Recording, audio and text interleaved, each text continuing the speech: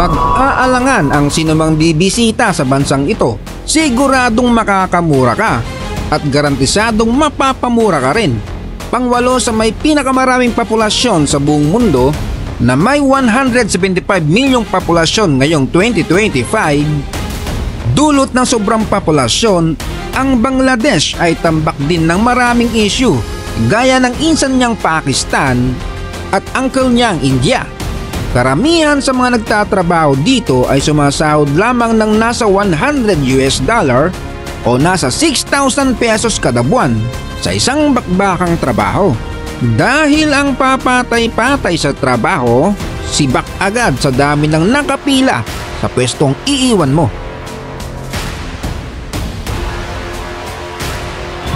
Ang busina sa lahat ng kalye ay walang katapusan.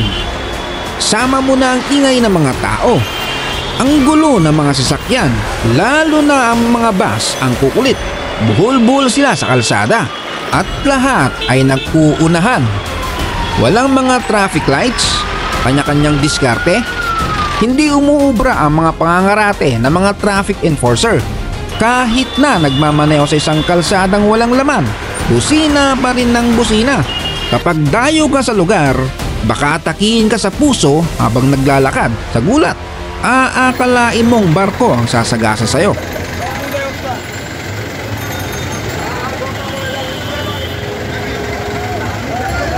Dito ka rin makakakita ng mga bicycle taxi o tinatawag nilang rickshaw drivers na nakikipagsabayan din sa trapiko. Panis ang mga reyna ng e-bike sa Pinas. Panay din ang busina at kalimbang ng kanilang bell. Ang aangas, akala mo sila nagpagawa ng kalsada. Tapos makikita mo ang payat lang ng padjak driver na mukhang hindi pa nag-aalmusal. Pero willing magkarga ng elepante ang mga ito basta lang kumita. Humigit kumulang 4 na milyon ang umaasa sa ganitong trabaho sa Bangladesh. At kumikita sila ng humigit kumulang sa 35,000 Bangladeshi taka o may katumbas na humigit kumulang sa 16,000 pesos kada buwan. Wala mang gastos sa gasolina ay nag-uubos ng pawis ang mga driver sa kakapedal. At ubos laway sa kakareklamo nila sa kapwa nila pasaway na nakakabangga nila sa kalsada. Ang mga tao sa paligid parang naglalakad na mga bubuyog, nagmamadali, mga tensyonado. Ang mga lansangan at mga palengke puro street vendors ang makikita. At bawat sulok may mga stall na karaniwang nagbebenta ng mga makakain na yummy sa unang tingin pero yaki pag inihain. Bukod sa mausok, napakalikabok pa, dulot ng mga pinapatayong mga gusali at walang katapusang pag-aayos ng kalsada gaya sa Pilipinas. Ang Biyernes at Sabado ay ang official holidays nila dito, kaya magsisimula ang bagong linggo sa araw ng linggo na karaniwan ay Lunes. Kung ano magpapasaya sa'yo sa Bangladesh, iyon ang mga presyo ng bilihin. Mabubusog ka na sa halagang 100 pesos. Yan ay kung kakayanin mo ang kanilang pamamaraan sa paghahanda ng pagkain. Sa halagang 600 pesos ay maganda-gandang hotel na ang matutuluyan mo. Isa pang maganda ay kapag nakakita sila ng dayuhan, lalo na sa mga mapuputi, para makipagkamay at magpa-picture. Nasa 5 milyon ang mga nakatira sa lansangan at ang karamihan naman na may tirahan ay walang sariling banyo at palikuran. Sa Bangladesh, lahat na yata ng major brand na may isip mo ay mayroong pabrika sa bansang ito at sama-samang ginagawa sa isang pabrika. Iisang material sa iba't ibang brand. Pangalan na lang talaga ang binibili. Isa lang pala ang pinanggalingan. Ang mga tao nagtatrabaho na parang makina. Kahit minor de edad, kumakana-kana. Pambihirang bansang ito. Tinatanggap na magtrabaho ang 7 years old. Basta't kayang magtrabaho, walang bawal-bawal. At pinapasahod lang sila sa mababang presyo na mababa pa sa $5 per day o di aabot sa 300 pesos per day. Nakakabanas pa ang loob ng pabrika nila. Ang temperatura ay nasa 40 degrees Celsius. Grabe ang init.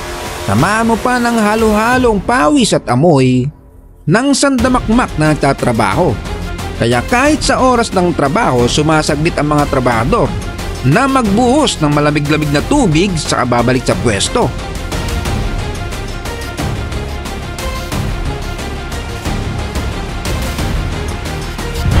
Ang mga amo at tagapagmana kuno ng pabrika, maseselan at istrikto sa mga tao nila.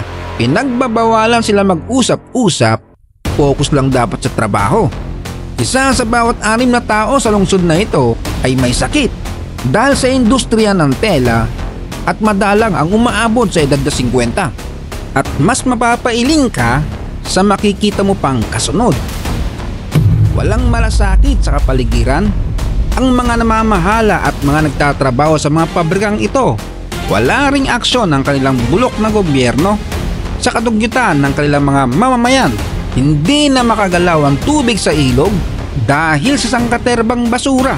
Kung may magsasabi pang ganyan din sa Pilipinas, mukhang malayo ang inangat ng basura sa Bangladesh. Magpipigil ng hininga ang sinumang mapapadayo sa lugar na ito na kontaminado ng bakterya at kemikal.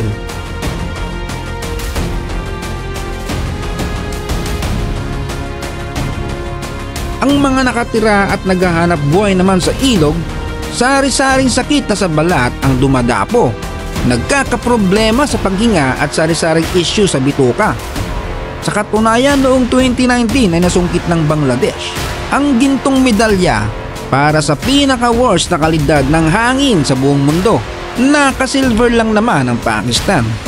Mahigit 5,000 slums sa Dhaka ang apektado ng dumi ng mga ilog na ito. Ang tinatayang populasyon na naninirahan sa 5,000 na mga barong-barong na ito sa Dhaka ay humigit kumulang sa 4 milyon.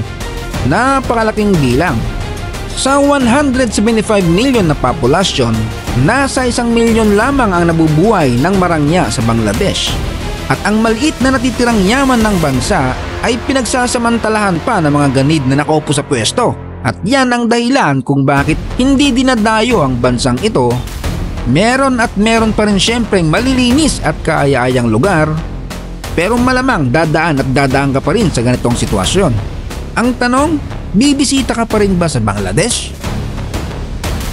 So yan, huwag kalimutang i-like ang video na napanood at huwag kalimutang mag-subscribe kung na-entertain ka sa ganitong content. Hanggang sa muling paglalakbay,